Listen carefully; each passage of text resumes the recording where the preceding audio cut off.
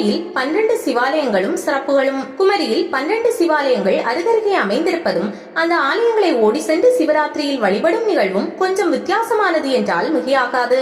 சிவாலய ஓட்டத்தில் பங்கேற்கும் பக்தர்கள் கோவிந்தா கோபாலா என்று கூறியவாறு ஓடுவது வழக்கம். இந்த சிவாலய ஓட்டம் இன்றல்ல நேற்றல்ல 18ஆம் நூற்றாண்டிலிருந்தே நடைபெற்று வருவதாக ஓலை சுவடியில் கூறப்பட்டுள்ளன.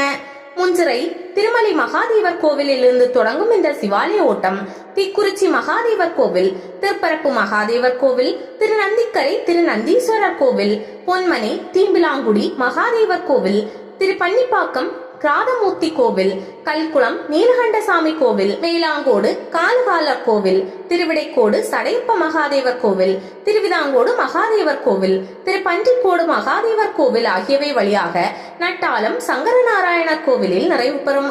முதல் கோவிலில் இருந்து கடைசி கோவில் வரை உள்ள தூரம் 102 கிலோமீட்டர் ஆகும். இத்தகைய சிறப்புகளை கொண்ட 12 சிவாலயங்களுக்கும் பல்வேறு சிறப்புகள் உள்ளன. அதனை இங்கு காண்போம்.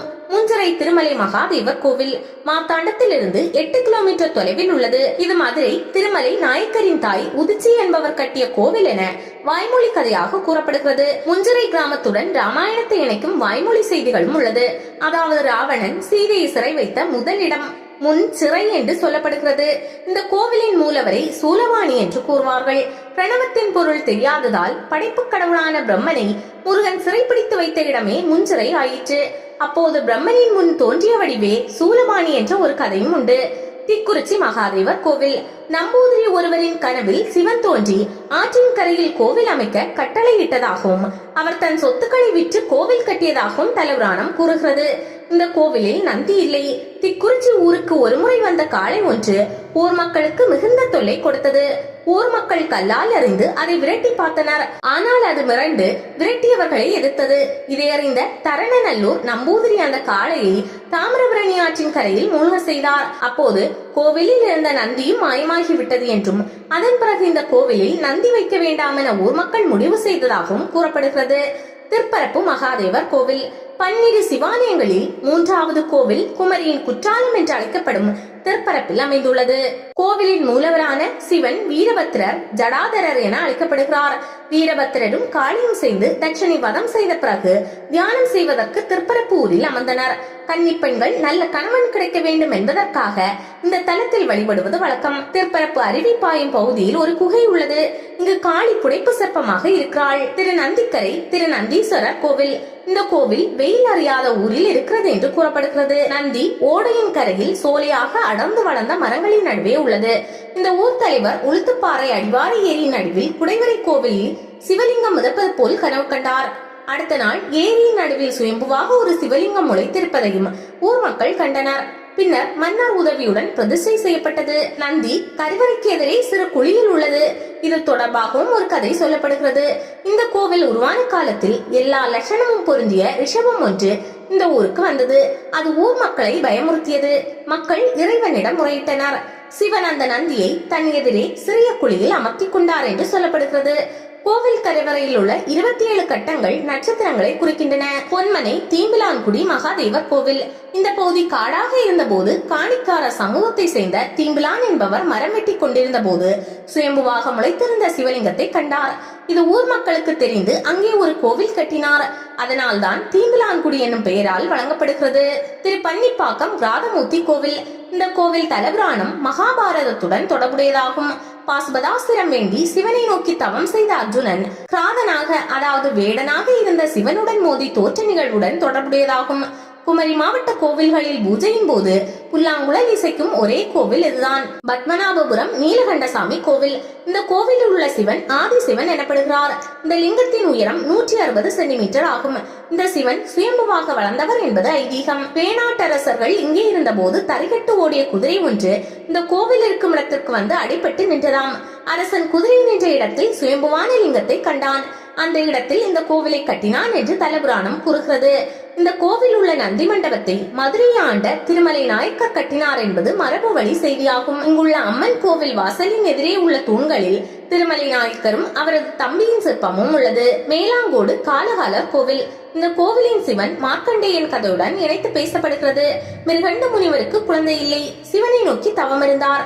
சிவன் 16 வயது மட்டுமே வாழும் அறிவுள்ள பக்தி உள்ள ஒரு ஆண் குழந்தை வேண்டுமா, அல்லது அறிவில்லாத பல குழந்தைகள் வேண்டுமா என கேட்டார். மிருகண்டர் ஒரு குழந்தை போதும் என்றார். குழந்தை பிறந்தது. மார்க்கண்டேயனுக்கு 16 வயது ஆனது. யமன் அவனை நெருங்கிய போது சிவன் கோவிலுக்குள் நுழைந்து லிங்கத்தை பிடித்தான். சிவன் சூலத்தால் யமனை குத்தினான். மார்க்கண்டேயன் பிழைத்தான். யமன் சிறு பாசக்கயிற்றை வீசினான். இதனால் இந்த சிவன் காலனின் காலன் என அழைக்கப்படுகிறார். திருவிடைக்கோடு சடையப்ப மகாதேவர் கோவில். ஒருமுறை 2 சிறுவர்கள் அந்த காட்டு வழியாக நடந்து வந்தனர். அவர்கள் வில்வ மரத்தின் அடியில் சுயம்புவாக நின்ற ஒரு சிவலிங்கத்தை கண்டனர். இந்த அதிசயத்தை ஊர் மக்களிடம் தெரிவித்தனர். மக்கள் லிங்கத்தை பார்த்தனர். லிங்கத்தின் உச்சியில் சடை தெரிந்தது. அதனால் சடையப்பர் என அழைக்கப்பட்டார். கிபி 16ஆம் நூற்றாண்டிலேயே இந்த கோவில் சடையப்பர் கோவில் என அழைக்கப்பட்டிருக்கிறது. திருவிதாங்கோடு மகாதேவர் கோவில். இந்த கோவில் மூலவர் லிங்க வடிவம் கொண்டவர். கருவறை வாசலை விட லிங்கம் பெரிதாக தோற்றமளிக்கும் வகையில் உள்ளது. இந்த கோவில் கிபி 9ஆம் நூற்றாண்டுக்கு முற்பட்டது என்று தெரிகிறது.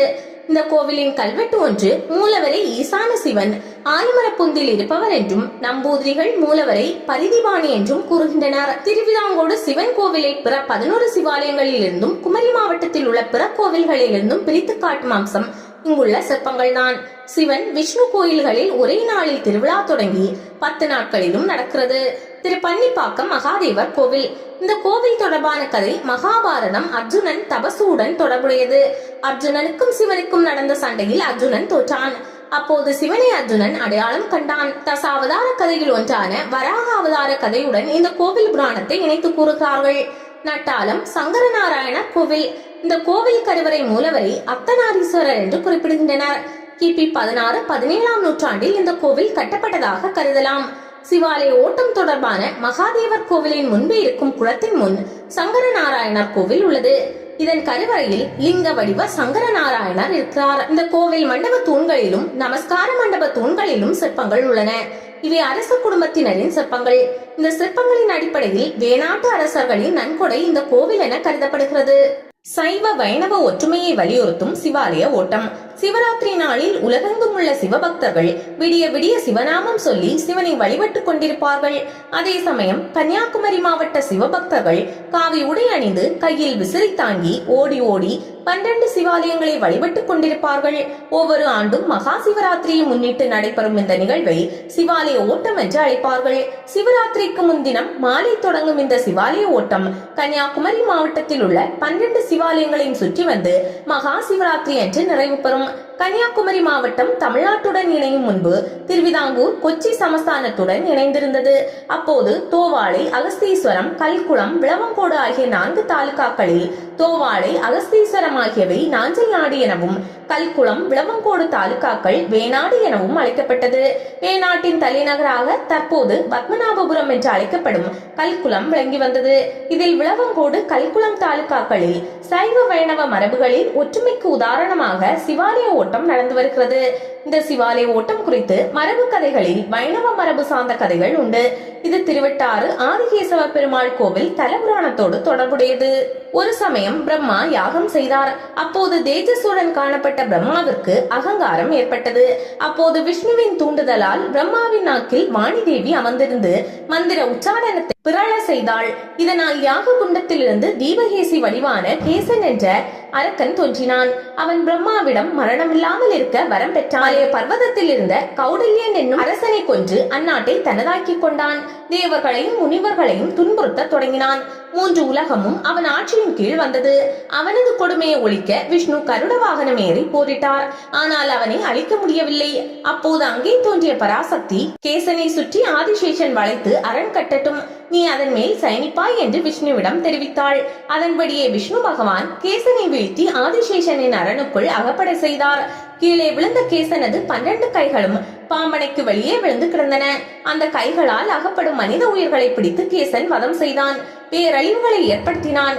கேசன் சிவபக்தன் என்பதால் அவனது 12 கைகளிலும் 12 சிவலிங்கங்களை பிரதிஷ்டை செய்தார் விஷ்ணு பகவான். இதனால் கேசன் தீமை செய்ய முடியாமல் செயலற்று போனான். அவனது கையில் இருந்த 12 சிவலிங்கங்களும் தான் தற்போது 12 சிவாலயங்களாக இருக்கிறது. இந்த 12 சிவாலயங்களும் விளவங்கோடு, கல்குளம் தாலுகாக்களில் அமைந்துள்ளது. இந்த ஆலயங்கள் தோன்றியது தொடர்பாக மற்றொரு புராண வரலாறும் சொல்லப்படுகிறது. அதையும் பார்ப்போம். பாண்டவர்களில் மூத்தவரான தர்மபுத்திரனுக்கு ராஜகுரு யாகம் நடத்த ராட்சத புருஷா மிருகத்தின் பால் தேவைப்பட்டது. இந்த மிருகத்திற்கு சிவன் மீது மிகுந்த பக்தி இருந்தது. அதே சமயம் விஷ்ணு மீது வெறுப்பும் உண்டு. பீமனின் அகந்தையை அடக்கவும் சிவனும் விஷ்ணுவும் ஒன்று என்பதை உணர்த்தவும் புருஷா மிருகத்தின் பாலை கொண்டு வரும்படி பீமனிடம் மகாவிஷ்ணு கட்டளையிட்டார். போகும்போது 12 ருத்ராட்சங்களையும் கொடுத்து அனுப்பினார். முஞ்சிரை அருகே திருமலையில் தவத்தில் இருந்த புருஷா மிருகத்தின் தவத்தை கலைத்து பால் பெற பீமன் முயன்ற போது அந்த மிருகம் பீமனை தாக்க முயன்றது. அப்படி அந்த மிருகம் பீமனை தாக்க வரும் வேளையில் எல்லாம் ஒரு ருத்ராட்சத்தை பீமன் கீழே போட்டான். இப்படியே பீமனால் 12 இடங்களில் போடப்பட்ட ருத்ராட்சங்களும் 12 சிவாலயங்களாக மாறின. அந்த சிவலிங்கங்களுக்கு புருஷா மிருகம் பூஜை செய்தது. அதன்படி திருமலை, திக்குறிச்சி, திருப்பரப்பு, திருநந்திக்கரை, பொன்மனை, பன்றிப்பாகம், கல்குளம், மேலாங்கோடு, திருவிடைக்கோடு, திருவிதாங்கோடு, திருப்பன்றியோடு, திருநட்டாலம் ஆகிய 12 இடங்களில் பீமன் போட்ட ருத்ராட்சம் சிவலிங்கமாக மாறி அங்கு சிவாலயங்கள் எழுந்தது.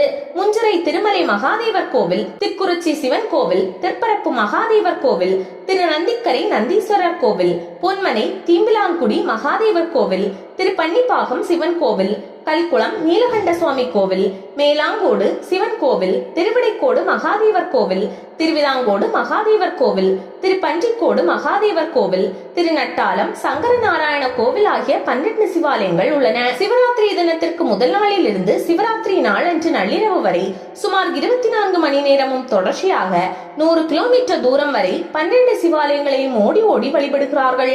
ஓடும் பக்தர்கள் ஒரு வாரம் முன்பே சிவனை நினைத்து விரதம் இருப்பர்.